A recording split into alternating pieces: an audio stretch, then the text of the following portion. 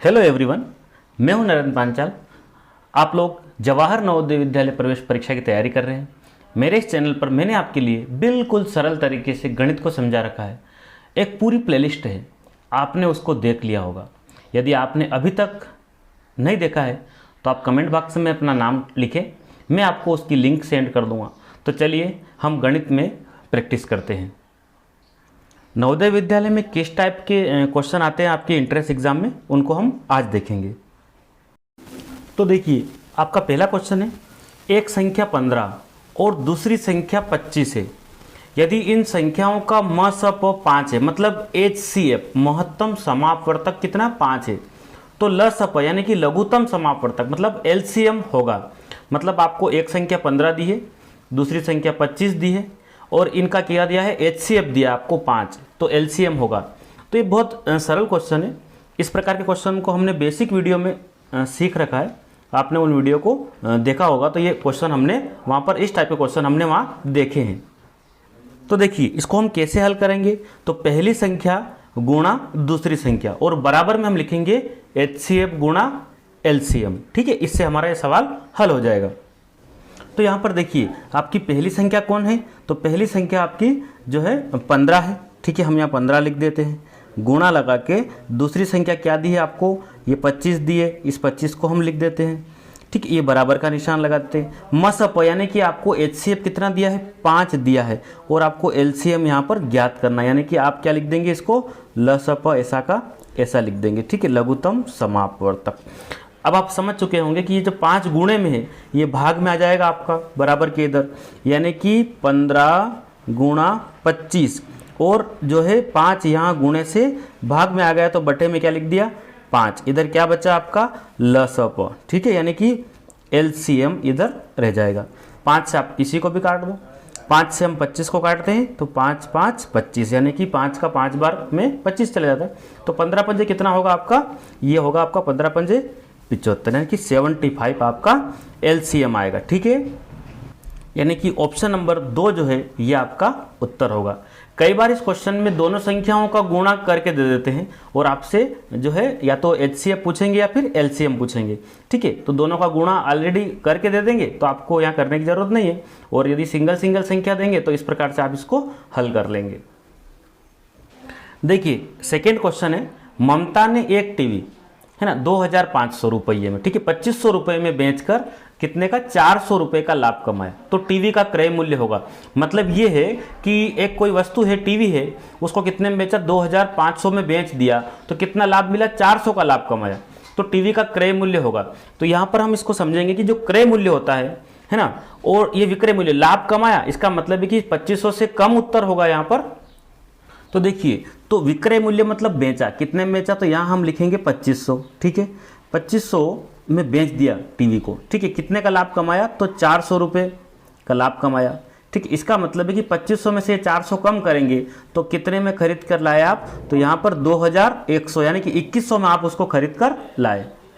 यानी कि जो आपको समझ में आ गया होगा कि 2100 में, यानी 2100 में खरीदा, 400 रुपये लाभ कमाया, तभी तो कितने मिले होंगे, 2500 मिले होंगे। तो 2500 में से ये 400 हम कम करेंगे तभी हमें क्रय मूल्य निकल जाएगा, है ना, 2100 रुपये।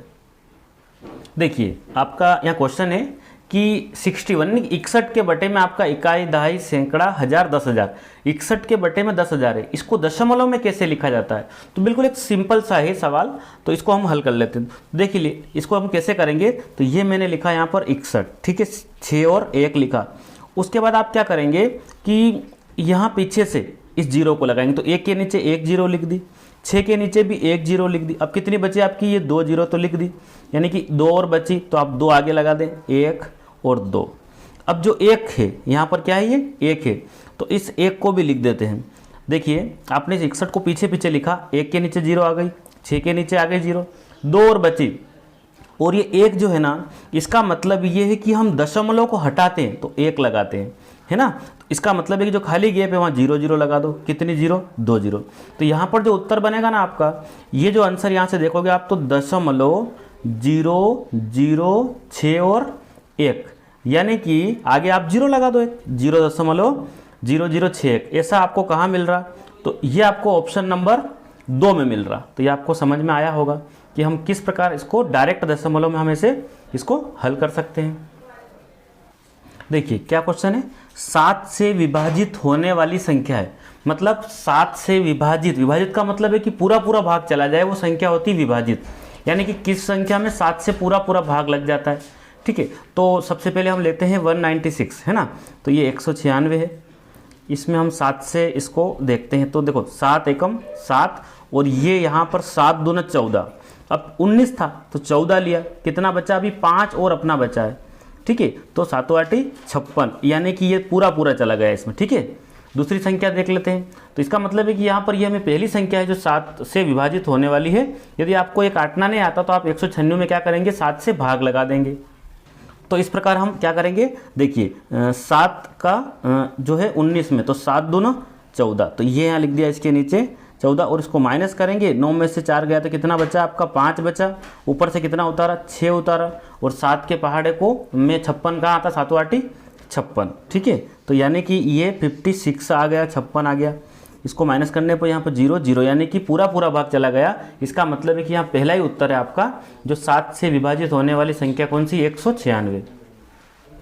देखिए क्या क्वेश्चन है, किस धन के 20% का मान 100 रुपये होगा। ठीक है, किस धन के 20% का मान 100 रुपये होगा, तो यहाँ पर हमें नहीं पता तो हम x मान लेते हैं, माना x का। ठीक है, x का जो है x का कितना 20%। ठीक है, x का 20% का मान कितना होगा, 100 होगा, तो x का 20% 100 होगा, मतलब यहाँ बराबर लगा देंगे। x का 20% हम क्या मान लेते हैं, 100, तो x यहीं लिखा रहने दे, का की जगह गुणे का निशान लगा दे, और ये 20 है ना, और ये प्रतिशत हटा के हम यहाँ बटे में कितना लिख दें, 100 लिख दें। ठीक है, बराबर में आपका कितना चल रहा है, ये भी 100 चल रहा है। ठीक है, अब इसको हम सोल्व करते हैं, तो आपको पता है पक्षांतरण करने पर ये जो गुणे वाली संख्या है ये भाग में चली जाएगी, तो x यहीं रह जाएगा, ये आपका 100 है। ठीक है, यदि ये 100 नहीं होता, अभी इसको मान लो आप 100 नहीं है आपके पास, केवल 20 है, तो गुणे वाला कहाँ जाएगा, भाग में जाएगा, यानी कि 20 बटे में आ गया। लेकिन इस 20 के बटे में जो 100 है ना, ये यहाँ नहीं लिखेंगे हम, इसको उलट गुणित कर दें और ऊपर लिख दें। ठीक है, ये तो बिल्कुल बेसिक चीज़ें हैं, आपको पता भी है। ठीक है, नहीं तो आप बेसिक वीडियो ज़रूर देख लें, जिसमें बिल्कुल सभी चीज़ों को मैंने जो है शुरुआत से समझा रखी है।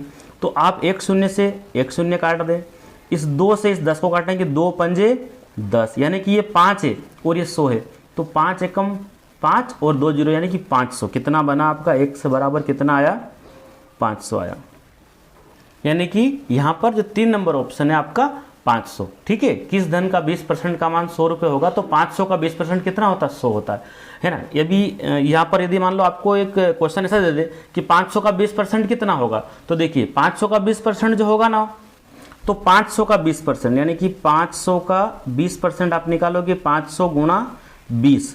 ठीक है, यहाँ प्रतिशत का निशान रहेगा, तो आप क्या करेंगे, 500 गुणा 20 बटे में कितना लिख देंगे, प्रतिशत 100 लिख देंगे। आप क्या करेंगे, 20 पंजे 100। ठीक है, इस 5 से इस 500 को काटेंगे, 5 एकम 5, ये भी 5 एकम 5, और कितनी शून्य, 2 शून्य, तो आपका आंसर आया ना 100 रुपये। ठीक है, 500 का 20% कितना होता है, 100 होता है। ठीक है, ये आपको समझ में आया होगा।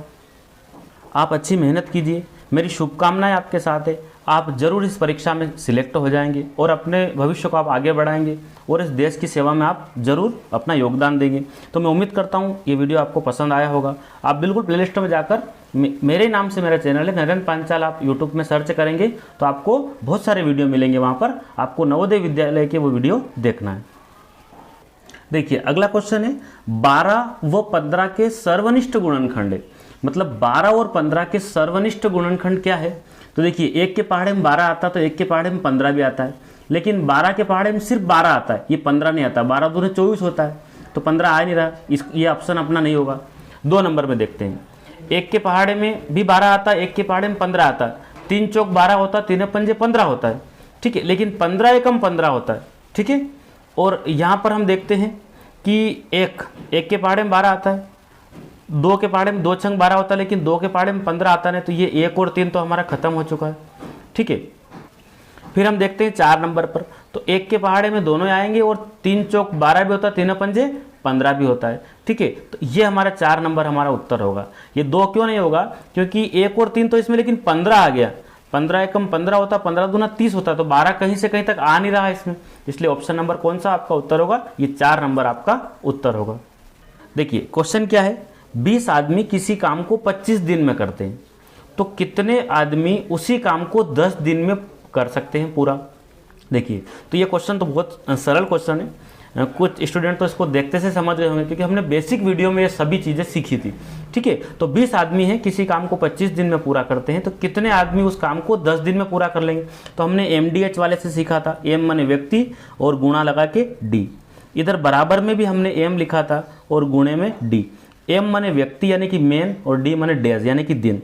तो कितने आदमी हैं, 20 आदमी हैं, कितने दिन में पूरा करते हैं काम, 25 दिन में। डी की जगह 25 लिख दिया बराबर। तो कितने आदमी उसी काम को 10 दिन में, तो 10 दिन है, यहाँ गुणे में 10 लिख दिया, एम की जगह आपने एम लिख दिया। अब देखिए आप इसको ये डायरेक्ट भी काट सकते हैं और 10 को हम बटे में भी ला सकते हैं ना, 10 को यहाँ से इन दोनों के बटे में लाके हम इसको हल कर सकते हैं। तो अब डायरेक्ट काटेंगे, 10 एकम 10, 10 दूना 20, यानी कि इधर क्या बचा, इधर आपका केवल आपका एम बचा है। ठीक है, और इधर क्या है आपका 25 दूना 50, यानी कि यहाँ कितने व्यक्ति लगेंगे, 50 व्यक्ति। तो ये भी आपको समझ में आया होगा। देखिए क्या क्वेश्चन है, 2 अंकों की बड़ी से बड़ी अभाज्य संख्या है। अभाज्य आपको पता है, बिल्कुल पता होना चाहिए कि अभाज्य क्या है।